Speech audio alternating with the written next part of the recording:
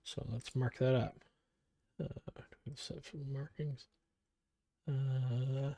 I want to match this up. Okay, so let's go. February of 09. You're not going to match up for me? Oh, no, because these are technically different assets. So I got to mark this up manually. Okay. Let me go. February of 09. Okay. And what do we say? May of 13, we'll say. Boom. Okay. That was our floor. And we haven't gotten above the highs in relative dollar amounts. We are still at the highs. We're just barely above the highs from 07, from here. Okay. So if we, this here, these valuations up here are just barely above here in real dollars. Okay. So that's the important thing to know. Like you said, these lows weren't very low. Well, these are pretty low if you think about it in terms of real dollars. And that's what I'm talking about. Okay. When should we start paper trading? Right now. Right now. If you're interested in this course, you're probably looking around at assets and you were looking around at either crypto or stocks and you're like, I want to figure out how to trade this. This looks like it's going up. Okay, well, do a paper trade. Identify, it can be an arbitrary point right now. Identify an arbitrary point where you would enter the trade. Identify, okay, well, I don't want to lose more than this amount, so that becomes your stop. And then you say, okay, what's a 2-to-1 off of that? That's here. Do I think that's realistic to hit? Well, let's see. Put a paper trade in. What I need you to do right now is not about getting them right. It is about getting into the habit. I need you to practice paper trading. How do you start paper trading without having all the TA tools? Exactly like I said. No TA tools at all. We're just looking at a chart. We're even looking at a line chart. Okay. Let's come back to just one pane here. Okay. Let's look at something. Skyfire, what's something you're interested in? What's an asset that looks interesting to you? Crypto, can be stock, whatever. Give me something.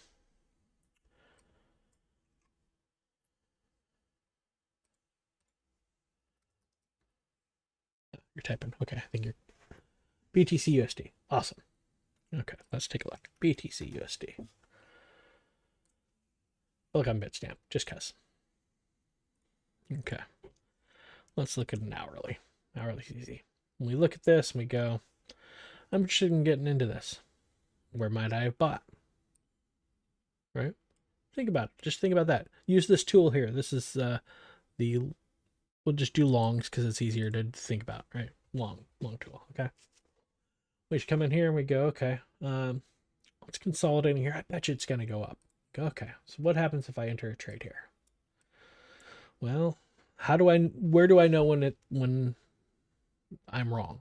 Okay, well, probably if it breaks down below these lows, we can say, okay, well, I'm probably wrong. So somewhere we put our stop somewhere in here. I'm just grabbing the left-hand tool here and dragging it to a stop. And then I know I want to go at least a 2-to-1 rest reward. So then I can come in here and I can go, okay, 2-to-1, close enough. So now I take that, right? And then I go over to our shared log. So let's go to class. Let's go to the shared log. Okay. So I come in here and I go, okay. This is our shared log, right? Nobody's putting anything in there yet. So anyone from the internet can, with this link, can edit. Okay, cool. Okay, so I come in here and I go, and there's a crypto section. It looks like people put stuff there. We can use the crypto section. It doesn't really matter. We can use crypto or equities. I don't care. We come in here. We go, okay, what exchange was that on? That was Bitstamp. Okay, so I go Bitstamp, BTC USD. It doesn't matter how many coins you're going to enter. Let's just say one, just for ease of purpose. Big old position on, because it's pretend money. It doesn't matter. That's not the part that matters. You go, who's this? This is Grim Demo. I go, okay, when am I looking at her? Today.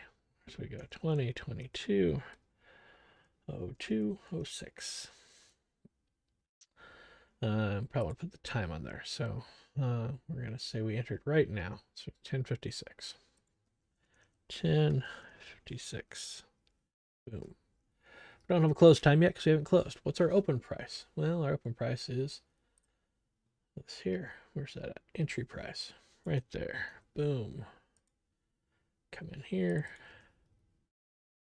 That's my close price. We don't know. It hasn't closed yet. But my stop loss is what we put on here as our stop. So stop level. Copy that. Come on in here. Oh, come on. Mouse is going crazy. Hold on a second. There we go. Stop loss put in here. Our take profit, that's what the TP stands for. Oh my gosh, my mouse is going nuts. I think I need a new battery. Come on now. Stay with me here. I'm here to profit level. Man, sorry about the crazy mouse. Close that now because that's all I needed. Oh my goodness. Oh my goodness. Come on. Come on, mouse. You can do it. Okay. You'll see that it automatically calculated your risk to reward ratio. This isn't really a stop, so we're going to select no setup when it comes over here. No setup. Just say, I'm just practicing. Now, if you were in here and you were like, well, Grim, I want to know what you think about this particular thing, right? So I come in here. Now you can change this so it doesn't show this all the time, which is how my default is, but I would like to always show stats. So it's going to show me these numbers here. Okay. Then I come up here, I take a picture of this. Copy link to the chart image. And in here, that's what I put under chart. And I like to just call it chart so it doesn't take up a whole bunch of space, but it doesn't matter. You can just put the raw link in like they did here. And then that's it. That's a log trade. Now you monitor that.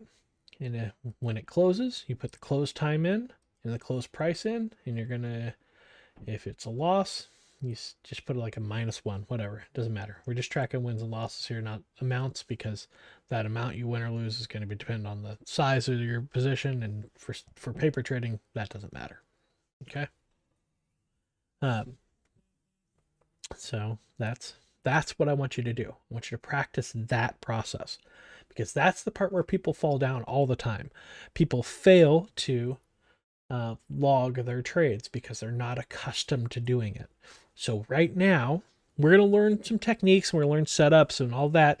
And that's where we're going to start selecting setups and analyzing those as we move through the course. But in the meantime, I want you to practice putting a trade on, marking up a chart, putting that information into the spreadsheet, and monitoring those trades to see how they perform. Okay.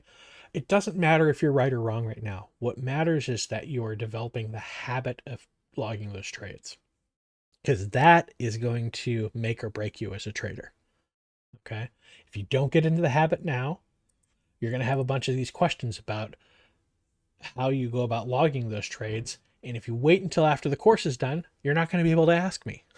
So do it now. Start practicing now. Right. So, Eddie, you say you don't need to. I'm also waiting for level 2. Don't wait. It's a bad idea. Start trading now. Start practicing your trading now. Okay. Start logging your trades now. Waiting is a very bad idea. Most of my students who have a lot of struggle when they get through level 2 struggle because I put a link in the channel, but I will also throw a link into the Q&A document itself up at the top.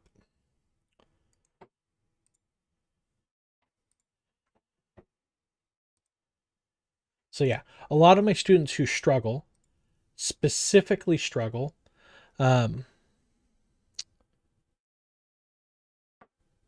see, Eddie, you're thinking about that the wrong way. You're like, I'd rather learn TA correctly than to get it wrong. You're already thinking about it the wrong way. Okay? You need to think about your trades in terms of win and loss percentages, not in terms of individually winning or losing trades.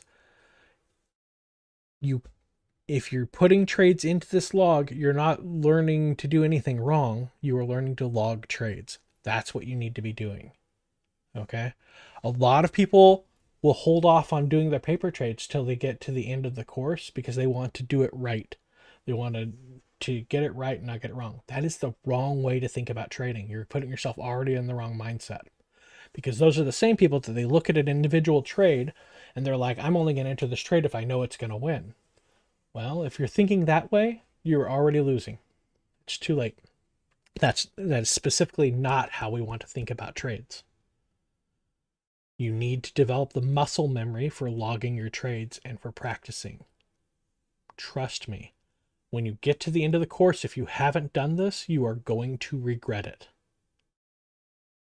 Okay? I have students every term that start paper trading on week 11, and they get to the end of the course and they've got a ton of questions about the process of paper trading because they haven't been doing it. So it is a mistake to wait. Up at the beginning of this, I'm putting a link. Oh, I guess I already did. Shared trading log's already up here, up at the top of the document. Okay.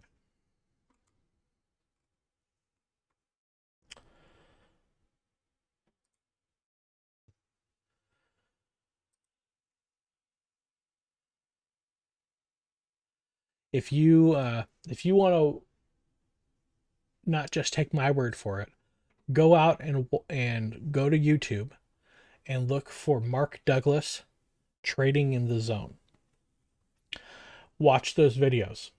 Okay, he did a bunch of videos that are now out on YouTube that were presentations he did for his book Trading in the Zone.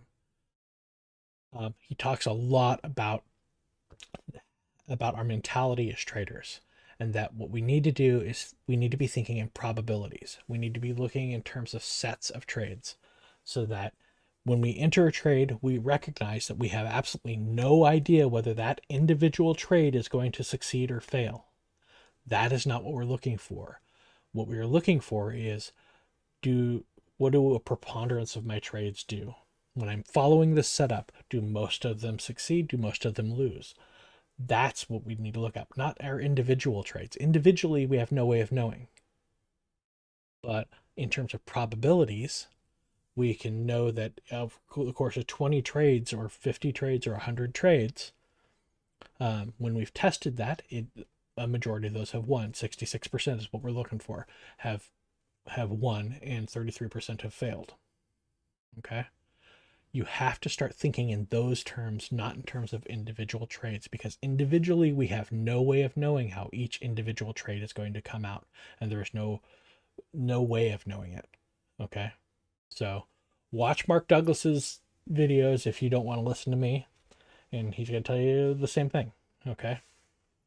So practice. We have to practice as traders. We have to get into the habit of logging our trades. That is the only way we can know what our win-loss ratio is. Your memory is going to fail you every time. All right. People are starting to move into fixed incomes as of late. Is this a good idea? I don't know. It depends on where we end up going, right?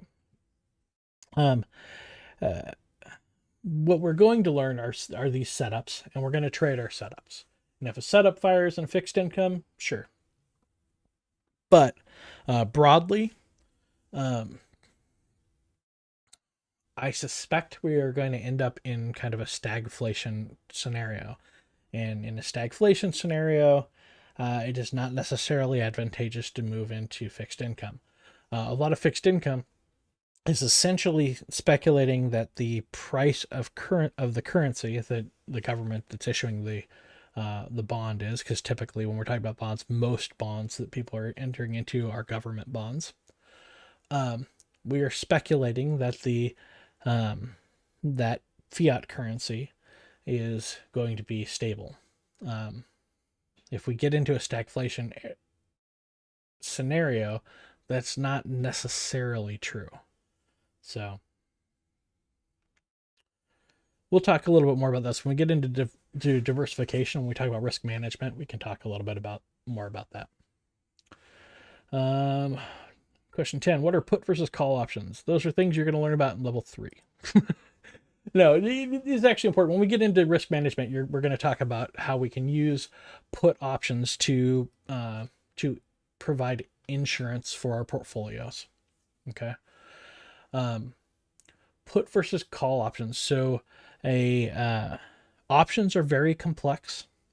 There's a reason we spend literally half of level 3 covering options.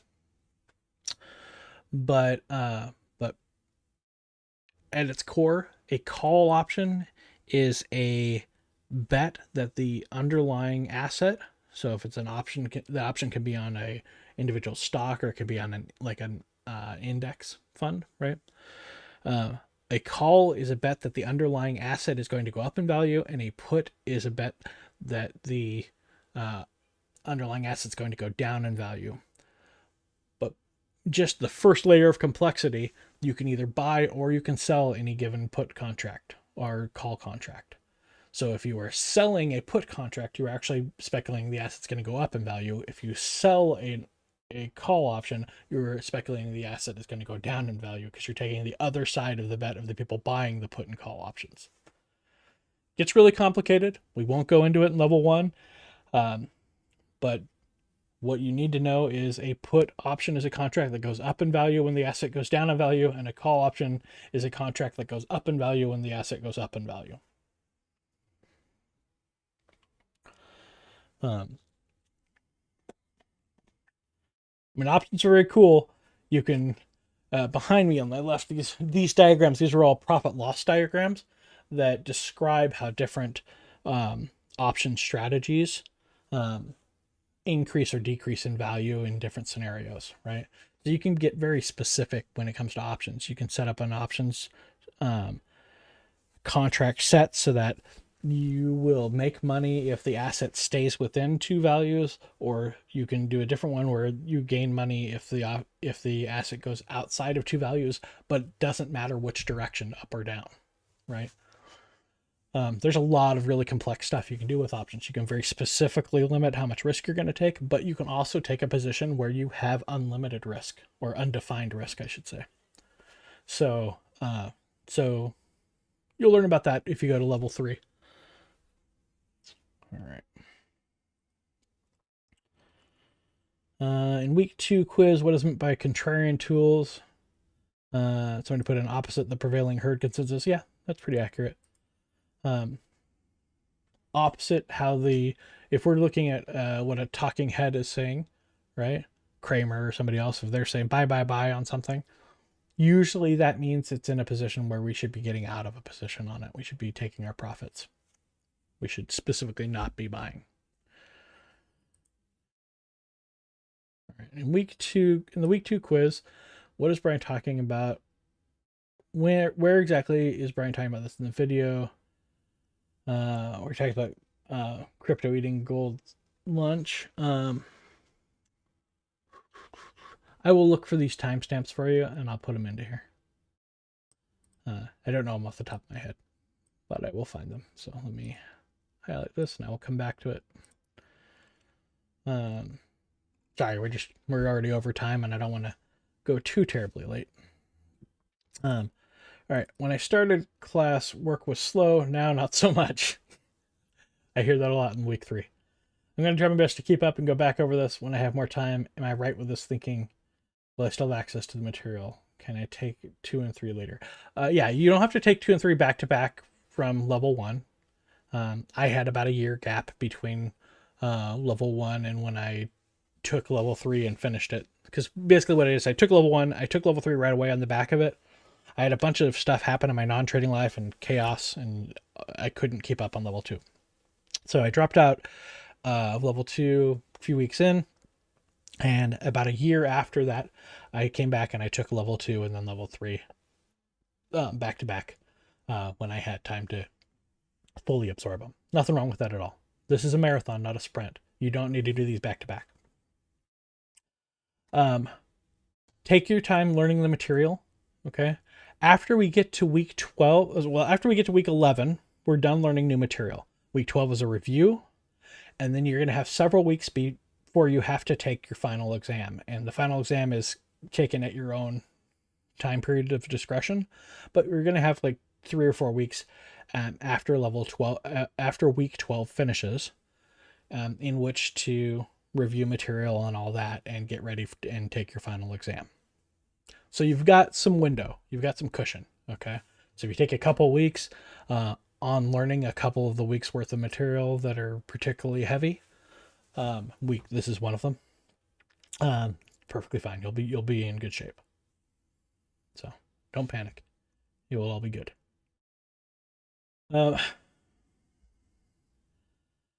14. Brian said there was a list for TradingView, so they'll extend our 30-day trial to the length of the class. No, that wasn't TradingView.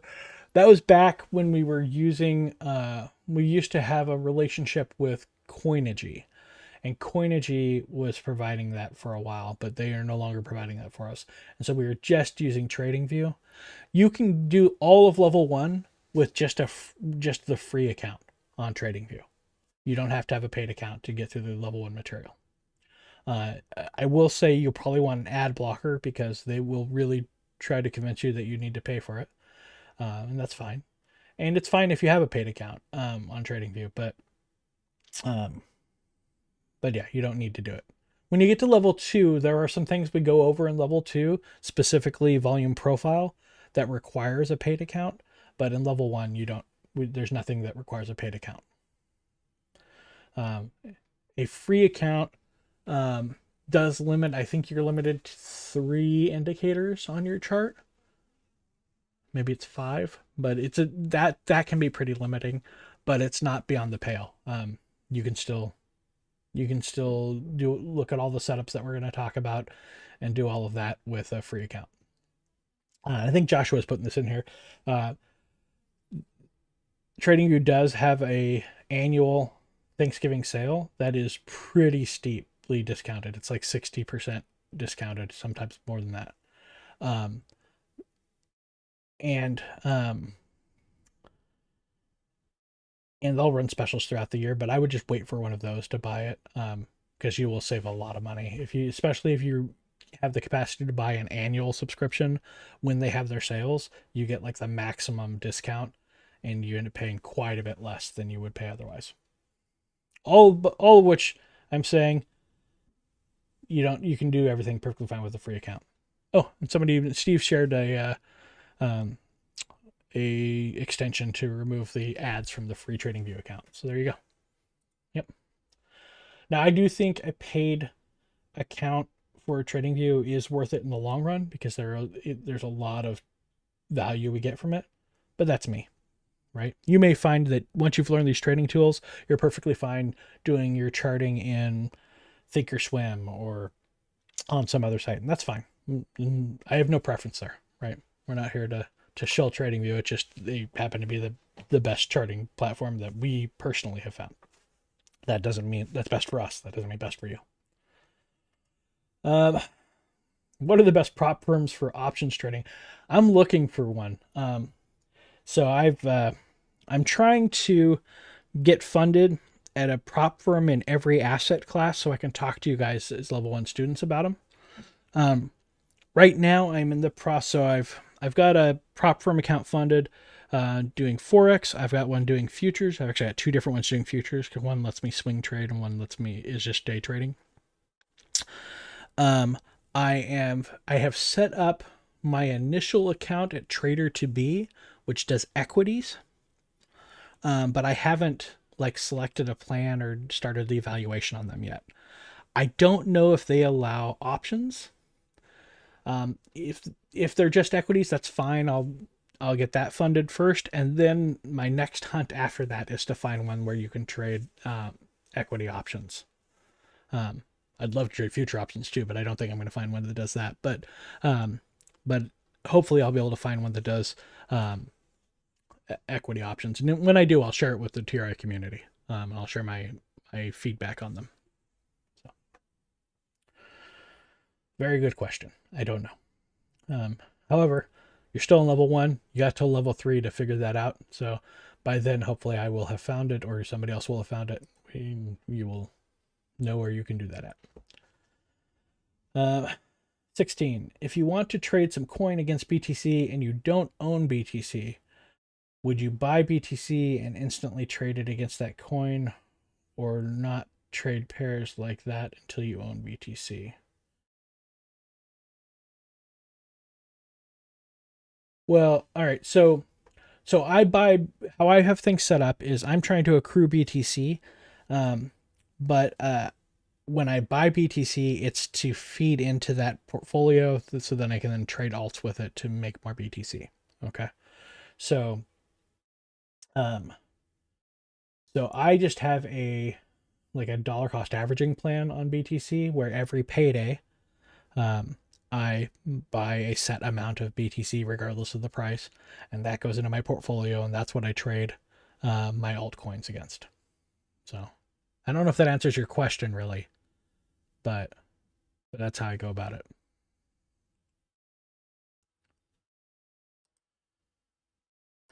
Having watched Money Masters this week, Sharklink did in the message, is this something you endorse? How might it apply to screening and setups and analysis?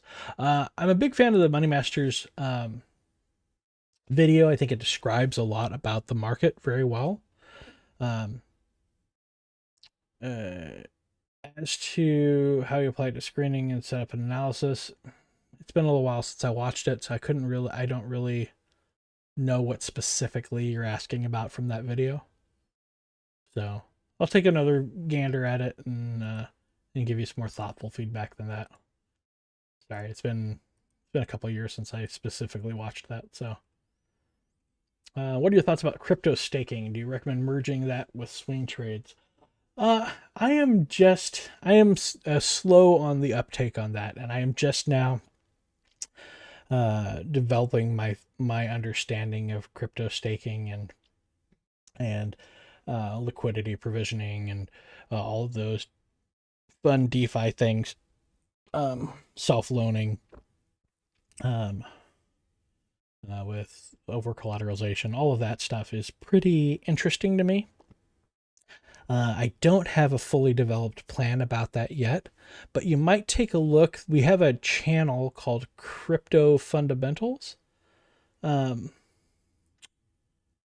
where they talk about a lot of stuff like that on the site. You might hop in there, take a look, and ask them about that.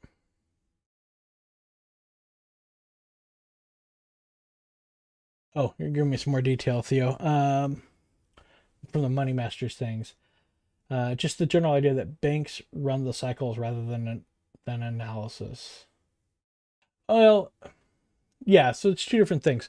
So when you're trading from the perspective of a institution, that trading is very different from how a retail trader trades. Okay, institutions are not typically trading on analysis, and they're not analysis, not technical analysis in the way that we do it, and not even fundamental analysis in the same way that we do it. Institutions are kind of doing their own thing. We don't get too much into institutional style trading in level 1.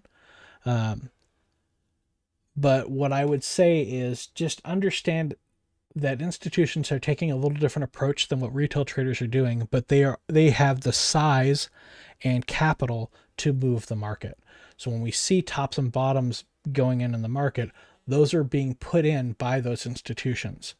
We use our analysis to identify those points where the institutions have put those tops and bottoms into the market.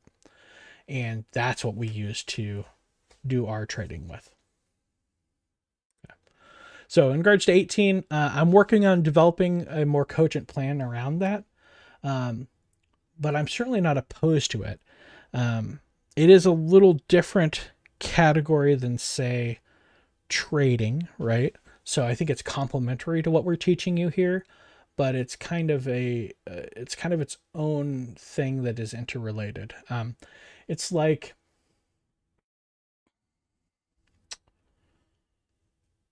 if I am okay, so like buying a house for me, for us to live in, is part of my overall financial plan. It is not directly trading, but it is interrelated with that. I think of it similarly, right? So, but I'll share what I develop as I develop it with TRI. Okay. There's a reason why I do and have loved working at Red Hat, and that's that it's an open source company. I myself very much embrace the idea of openness in all things, right? There's a concept we use at Red Hat called default to open, right? So I am all about sharing what I learn and develop with everybody at TRI. All right.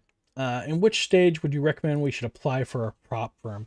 I would recommend you do that straight away after level 1, when you are ready to start trading, when you've gone through your paper trading. So here, let me put this in more specific terms. Okay, so as you develop your trading plan and your setups, the first thing you're going to do is you're going to do some back testing on your setups to validate, especially if it's something new, to validate that the thesis seems correct. Then you're going to paper trade it. That's paper trading with live data. Once you've done 100 paper trades of that, so that's 5 batches of 20 trades, and you're winning at least 66% of the time, and you're ready to start trading with money with it, at that point, that's when I would look at setting up an account on a prop firm. Keep in mind, trading at a prop firm, it's not about applying in the sense of like applying for a regular job. What you're doing with a prop firm is you pay a set amount. And I would just start with their smallest account. Whatever prop firm you're going with, go with the smallest account size. Because if you can succeed with a small account, you can always pay for a larger account and get that set up later. Okay. So, and your anxiety level is going to change as you go through this, right? When you're back testing, there's basically no anxiety. Then you get into paper trading it with live data, but no money. There's a little bit more anxiety. And there's a little bit more boredom involved too, both of which are good to balance. Then you move on to prop firm trading. Well, now you've got some money in the game. Okay. So at a prop firm, what you do is you go to the prop firm, you pay a set amount, and then they have some kind of valuation period. So they set you up with they take your money, they set you up with a demo account. So I will use for our example TopStep, but I'm not shilling them. I also trade at Lilu. I also trade at my Forex funds. I'm going to do an FTMO account because it's very common in Forex, and I want to see if that's significantly different from the my Forex funds account. There's a ton of prop firms out there, but I'm going to use TopStep as an example because it's easy. So you go to TopStep and you're like, okay, I'm going to set their smallest account, which I think is $50,000. The cost for that is about $100. So pay my $100, and then they go, okay, we've now set you up with a demo account. Here's where you log in, and you log into that demo account, and you have a target. So you got this $50,000 account.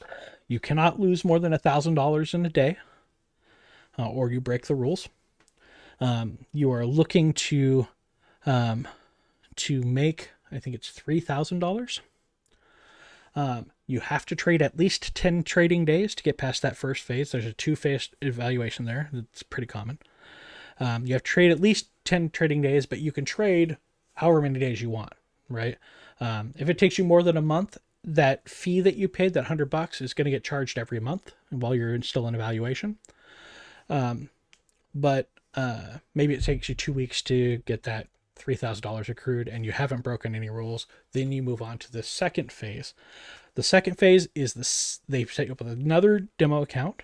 still $50,000, same price target, same maximum daily drawdown, but you have some additional rules in place. You can't trade, you can't hold a trade into a fundamental event, all of which are marked on their calendar, so it's pretty easy to see when those fundamental events occur. You have to be flat, meaning out of a position leading into for the minute before and up to a minute after that event occurs. That could be an FOMC meeting release. It could be if you're in a position on oil futures, it could be the release of the weekly information that we get every Wednesday for the oil markets, right? So you have to mind those fundamental events. Okay. There's also going to be days that are holidays where you can't be trading during those days at all, or you have an abbreviated hours. It'll be communicated to you, but you need to get used to that part. So you hit and in the second phase, instead of it being a set number of days, they have what's called a consistency rule, which means that no single trading day can account for more than 40% of your total profits. In effect, what they're saying is you have to trade at least 3 days, right? Because if you hit your profit target in 2 days, even if it's split evenly, it's going to be 50% on each of those days. So you're going to have to trade the third day to earn enough that your biggest day is below 40% of your total amount, right?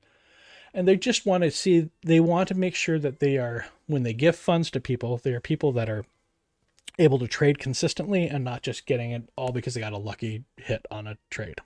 Okay.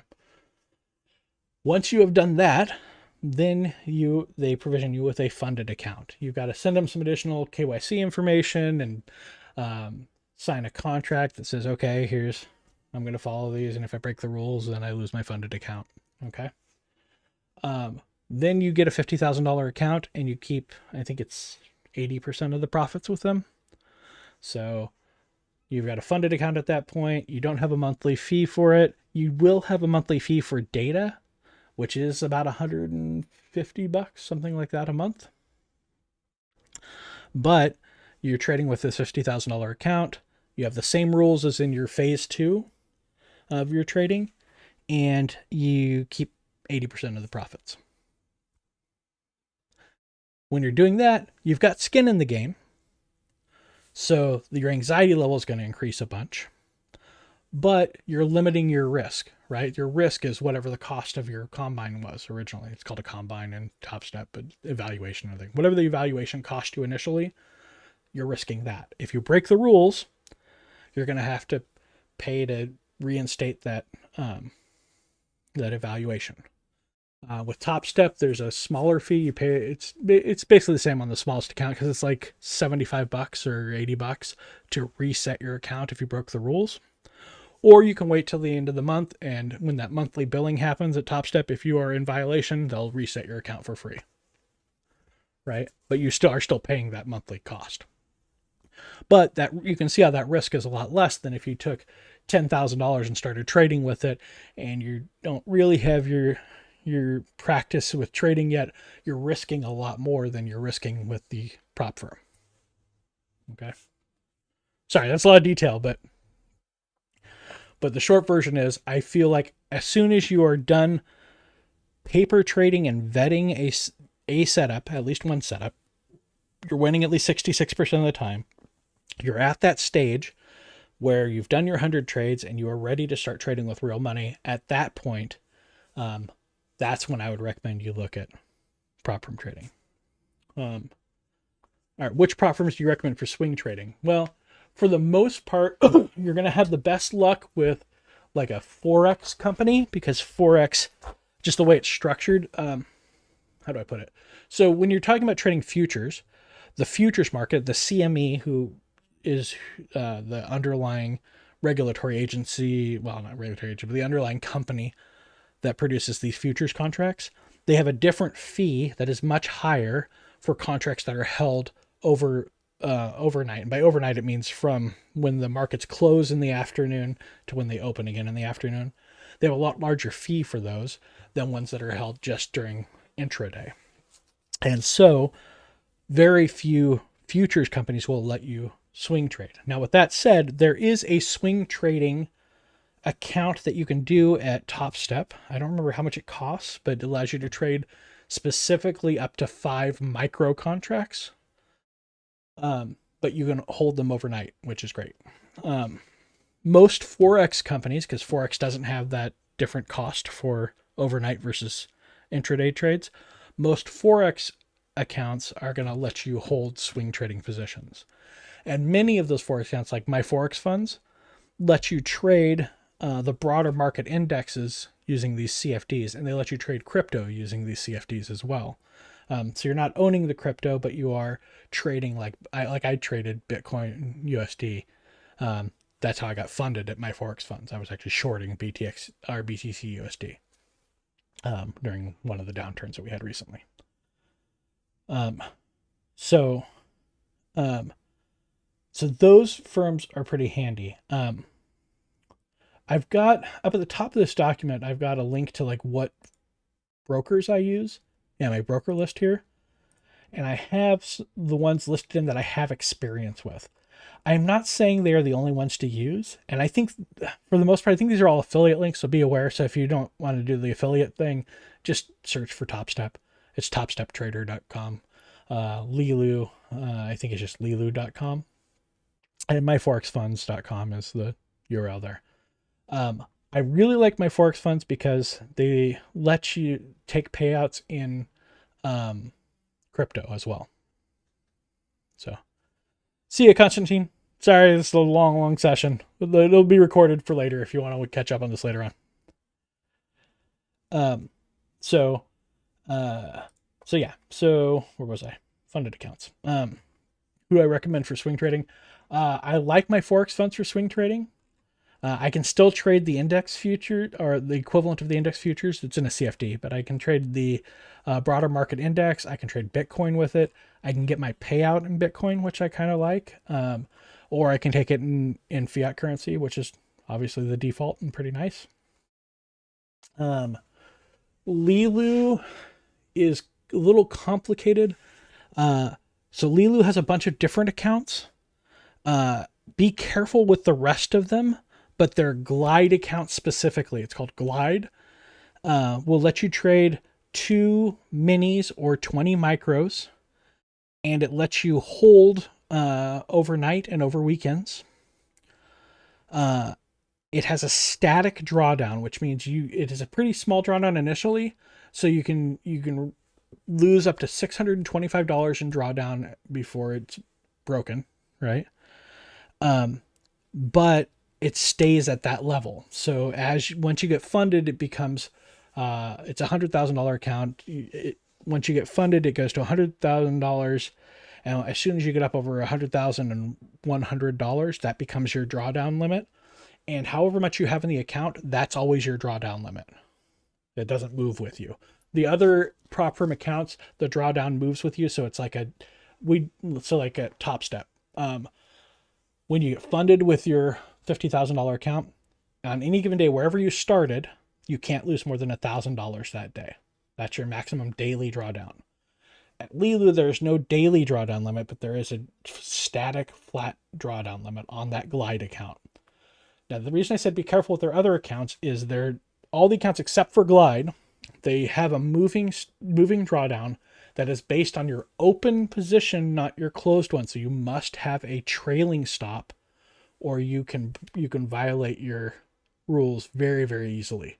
Because say you start at $1,000 up, and you say you've got a $3,000 drawdown limit, so you can't go lower than negative $2,000. But you're in a position and it shoots up, and then shoots back down. If you don't have a stop in place that trails with you, when it shoots up, your trailing stop shoots up with you, and then when it comes down, it'll violate that trailing stop. That's how Lilu works, and I don't like that, but I love their Glide account.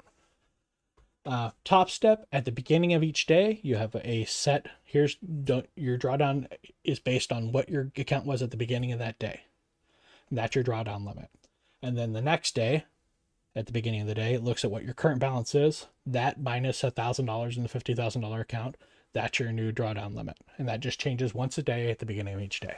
So with my Forex funds, It's again evaluated at the beginning of each day. That's your maximum drawdown limit, and then you go from there. So, so for swing trading, I guess that was a long way of saying for swing trading, Top Step swing trading, specifically swing trading account is good. Top Step has a Forex account. They don't let you trade CFDs in there. It's just strictly Forex pairs, but their Forex account allows swing trading, so you can hold overnight and over weekends. My Forex fund, you can hold overnight and over weekends. I haven't gotten funded or evaluated with them yet, but FTMO is you can hold overnight and over weekends. I have no idea how TraderDB is going to be with the equities. I think it's just day trading, but we'll see.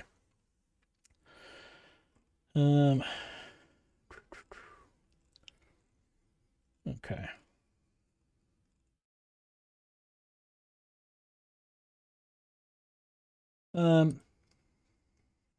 How do you handle prop firm limitations with the requirement not to reach a loss of X per day or per period? Well, honestly, I've adopted those limitations into the rest of my trading. I think they're pretty good. Honestly, they're in your best interest to follow. That's not why they do it. They're trying to protect their own assets, right? And trying to make sure that when they fund a trader, they're funding a trader who's not going to lose them a bunch of money, right?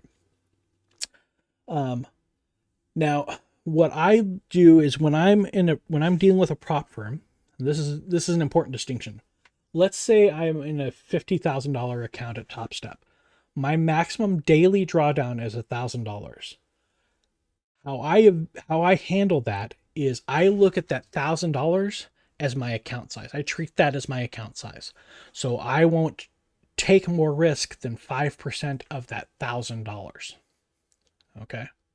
When I'm trading in a $150,000 account, the maximum drawdown is $3,000. That $3,000 is what I base my risk on. I don't take more than 5% risk of that that $3,000. Okay. That, and I have a limit. You'll see it up when you look at my tactical plan. I have a limit of so if we come up here, I'll show you of the number of losses I can take in a day. I can take no more than 4 losses in a given day. So that is since my maximum risk is 5% of that daily drawdown, I am never really close to blowing up that account. I learned that the hard way, by the way. I blew up a number of accounts. I had to pay a bunch in reset fees because I was figuring it out, right? Trying to save you that money. So I don't allow myself more than 4 failures a day. If I have 4 failed trades, I am done trading on that account for that day. Okay. And since I risk 5%, and I do risk the maximum amount of that, maximum amount for me, 5% of that daily drawdown. That means if I lose 20% of my daily drawdown maximum, I am done trading for that day. Okay. And that way I don't really risk blowing up the account that way. And that's plenty of room to make the profits that I need to get a value out of it. I'm funded now with Lilu, with Top Step, and with my Forex funds. So it works. I feel like when they say we're going to give you a $150,000 account, that's true from one perspective. Like it costs a fair amount. Like if I had an account and I wanted to put on 15 futures contracts, it would take a fair amount of capital to secure those positions because it's like $400 per contract on S&P 500 times 15, right? So that's like what, $6,000 or something like that to put on that position. Maybe it's more than that. So that's true from a certain perspective because it gives you a certain amount of buying power. But really, I think the best way to think about your account that you're getting is when I evaluated for my $150,000 account at Top Step, that is a $3,000 maximum daily drawdown account. So what I did basically is I paid, I think it was like $400 to establish that combine. So I paid $400 to go through the evaluation for it. And I essentially paid $400 to allow myself $3,000 of drawdown a day on that. And there's a maximum drawdown thing too, at which point you're going to blow up regardless, right? Your weekly and maximum drawdown move up with you as well. It's all very clear. You'll see it when you get to that point. But basically that's how I think about it. I think about, okay, what's the cost of setting up the account? How much daily drawdown does that give me? That's basically the leverage I'm getting from it. Okay.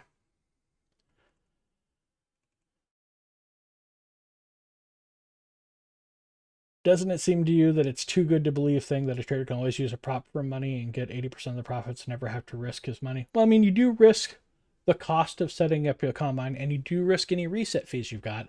And most traders are not good about managing their risk. And I am sure a majority of the money that these prop firms make is from people that fail their combine repeatedly. They fail their evaluation repeatedly and just keep paying for it. I'm sure of that. Because most people don't. I mean, so my Forex funds just did a report that they published out to the internet about some statistics on traders. They found that like 80% of their traders, 80% of the people that took their evaluations failed. And most of those, I want to say 80%, but I don't remember the exact number.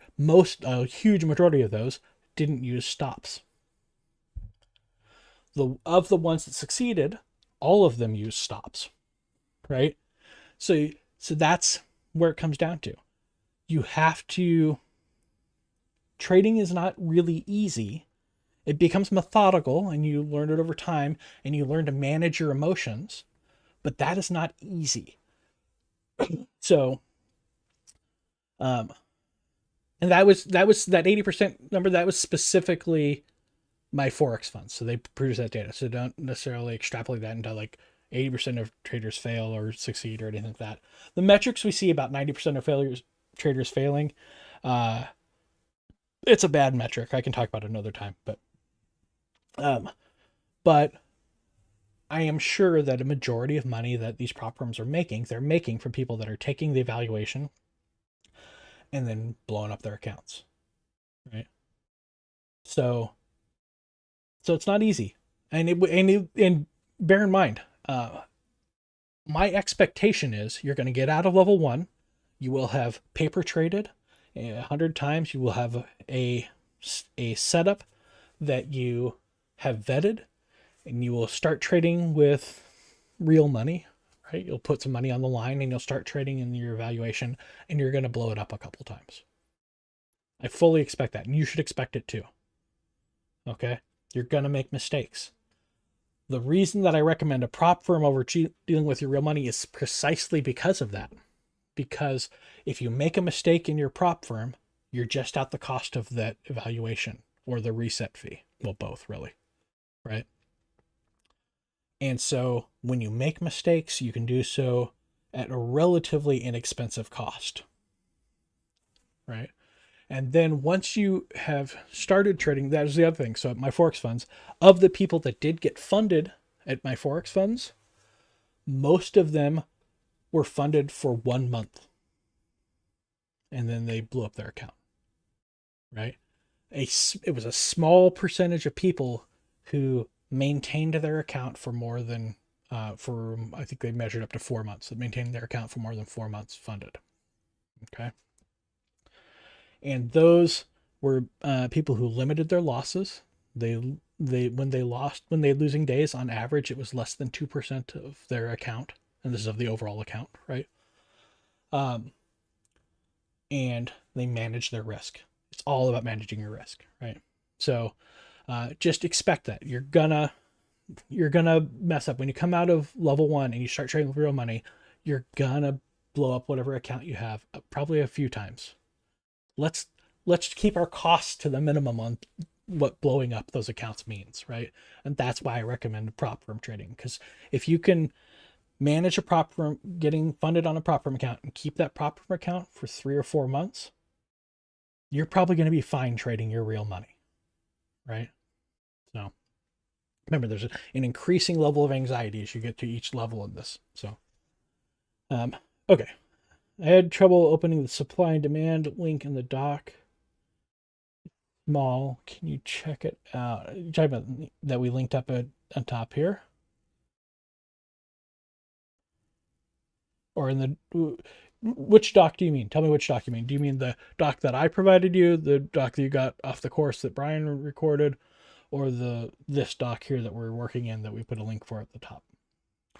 And then I'll come back to that. All right, question 24. As a former poor kid myself, would you be willing to share any affirmations you found to be particularly helpful? Well, for me, the biggest one that feels goofy to say, but I think is impactful and good, is just telling myself, look, you being wealthy is not a mistake. It is something you've worked hard towards, and it is something that you deserve, right? Because that's been really hard for me. Is I have this underlying suspicion when I have wealth. I have this underlying suspicion that somebody made a mistake somewhere, and somehow I ended up with this, and I'd better spend it before it is taken back away from me, right? It's silly, but that's part of my psychology. Not everyone's going to have that problem. But it's definitely something I have an issue with.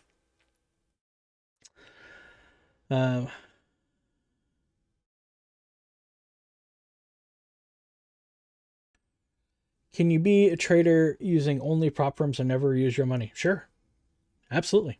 In fact, for some people, that's going to be preferable. You can set up, by the way, you can get a prop account and then set up a business account from which your prop firm pays into.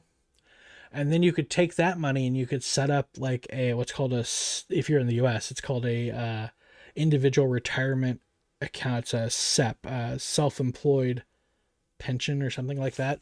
But you can set up what's called a SEP 401k, and you can take like a quarter of what you get paid and you can match that from your business, which is still your funds. So you basically take 50% of that and put it into a retirement vehicle. Talk to a CPA about that. I'm not a tax expert. I just think it's cool.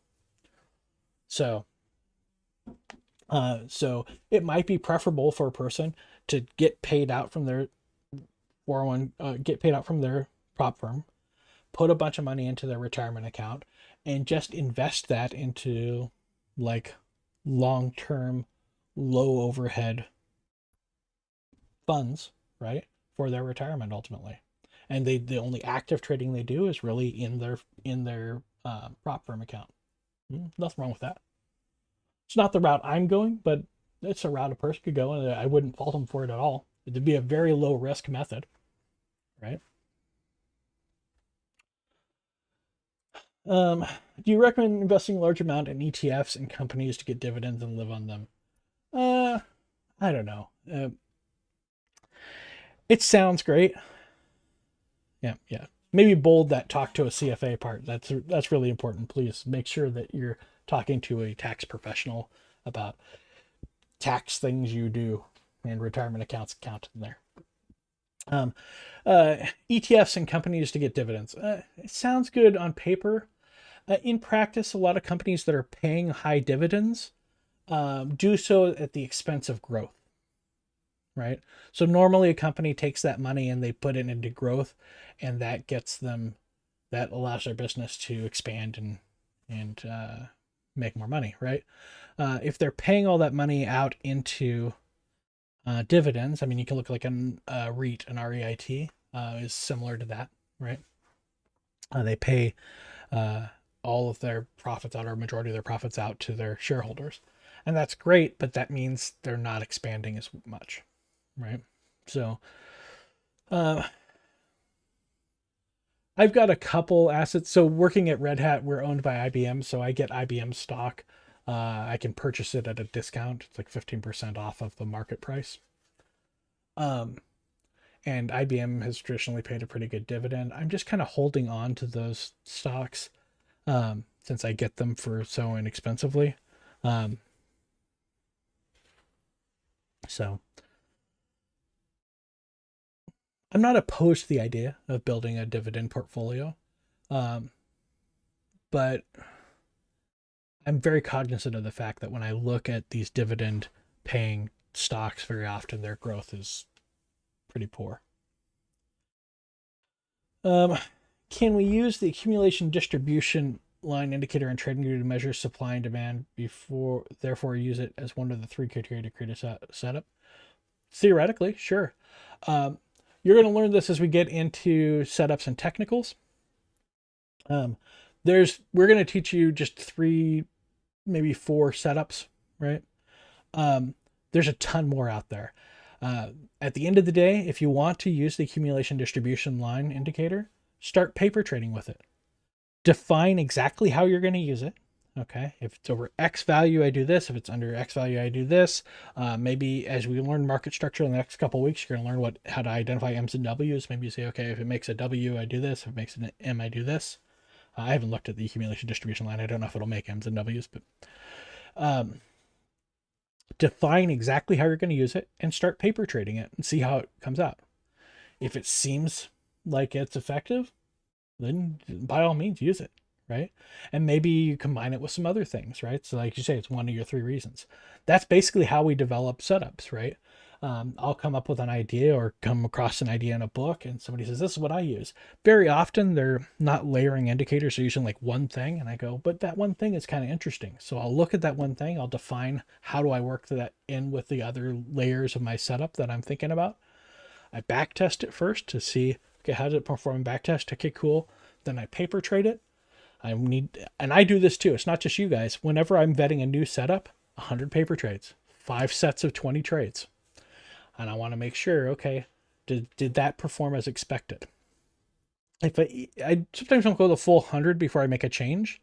Maybe I'm 60 trades in and I'm like, this is really performing abysmally. I need to tweak it or something. I'll tweak that. And then I start my evaluation over. 100 trades, 5 sets of 20. How's this performing? If I get through that and I'm winning 66% of the time, then I'll trade it with a little bit of money, or maybe I'll trade it in one of my prop firms, right? Or one of my prop accounts. So,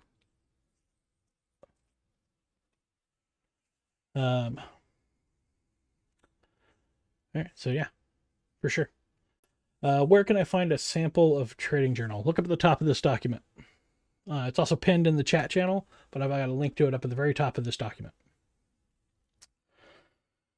Are there any automated trade loggers for paper accounts? Is it preferable at this time to enter trades manually for the purpose of establishing a personal discipline?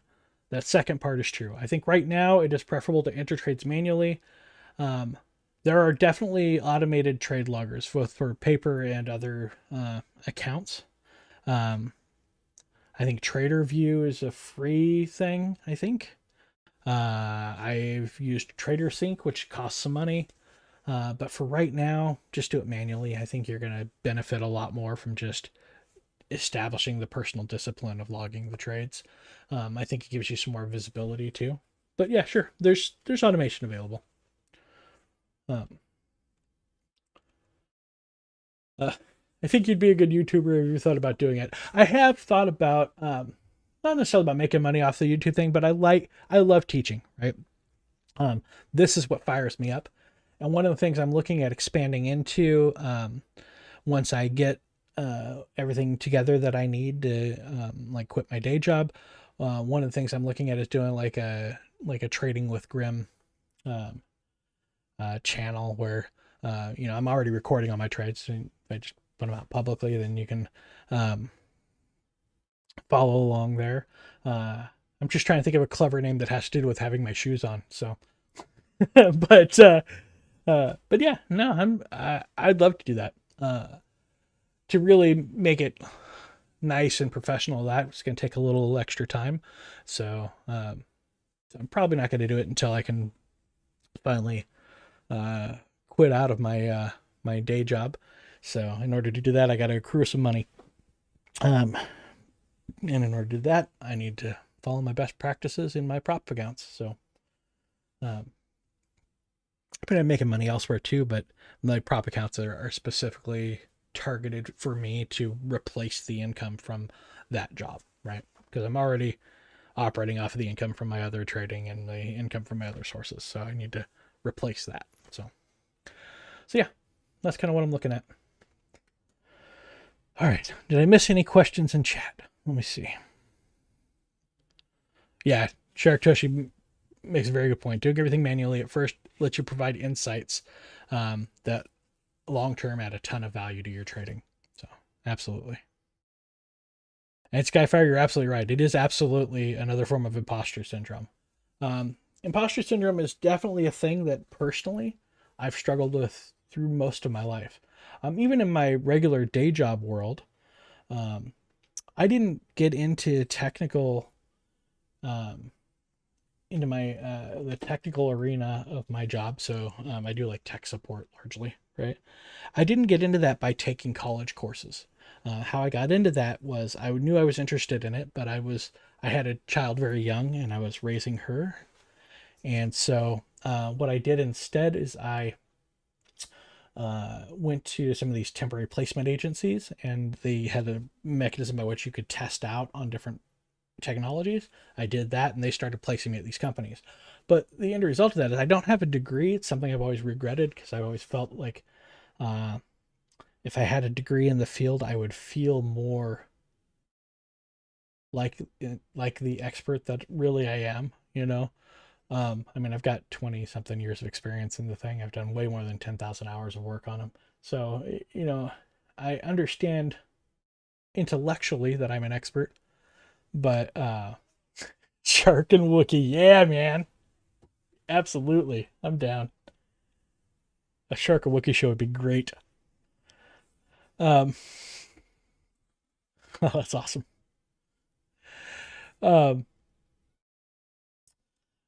Yeah. So, but it is a thing I struggle with, and I think this is just an outgrowth of that, right? So, but you know, one of the things that I love about trading is it is a constant place of self-improvement. You know, it's one of the few jobs that directly pays you for doing work on yourself. So I notice what I notice. I notice where I have weaknesses, and that's where I try to focus and get strong there. So. All right, guys. With that said, it is about noon here. So we've been on here for 4 hours. That's probably a good marathon for us. Please keep the questions coming. I love answering all this stuff. And like I said, this is really what fires me up. So please, I want you guys to have the best possible foot forward as you come out of level 1. So ask me all the questions you can. All right. Have a great week, guys. What is this week? We just finished up with that. So yeah, this next week you're gonna learn about market structure. So that's that M's and W's you see Brian do, heads and shoulders, triangles. You're gonna learn about all that stuff. So we apply that not just to the price pattern, like the price charts, but to our indicators as well. So guys, have a great week. And Tuesday and Thursday from 6 p.m. to 9 p.m. Pacific time, we're going to have office hours. So I'll be around answering questions. I answered 82 questions today. Rock on. All right, guys.